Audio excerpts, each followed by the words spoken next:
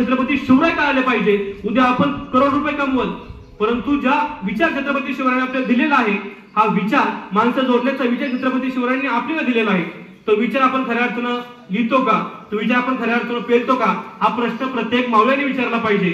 आणि येणाऱ्या आयुष्यामधील सर्व संकट आपण बाजूला करून समाजाप्रती आपण काहीतरी देणं लागतो। आणि समाज जोडण्याचा वारसा माझ्या शंभूराजांनी आपल्याला दिलेला आहे। ज्या संभाजी महाराजांनी 33 दिवस बोकडासारखं कापलं मुघलांनी, त्या छत्रपती संभाजी महाराजांनी आपल्या धर्मासाठी बलिदान दिलं, त्या धर्मासाठी आपण सगळ्यांनी पुढे आलं पाहिजे। जे मावळे 27 वर्ष मातृभूमीसाठी लढले, त्या मातृभूमीसाठी आपण सगळ्यांनी पुढे आलं पाहिजे। माझ्यापासून तिथून बसलेल्या सगळ्या मित्रांनी पुढे आलं पाहिजे।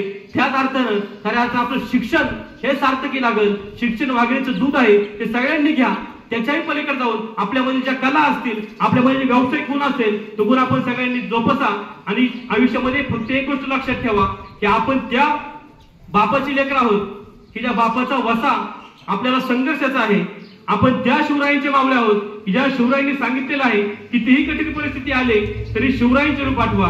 आणि सरते शेवटी फक्त एकच सांगेल, शिवरायांचे आठवावे रूप पाठीमागं बोला, शिवरायांचे आठवावे रूप, शिवरायांचा आठवा साक्षेप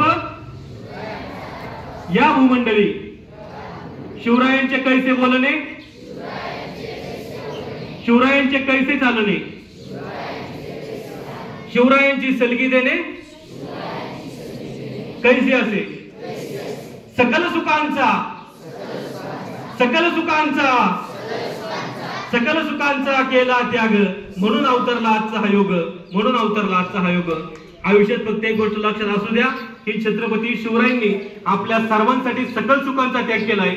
घेणारा प्रत्येक श्वास आणि खाणारा प्रत्येक अन्न ही दया, ही देणगी माझ्या राजाची आहे। आणि त्या राजासाठी आपण सर्वांनी पुढे आलं पाहिजे। आपल्या सर्वांना भावी वाटचालीसाठी मनपूर्वक शुभेच्छा देतो।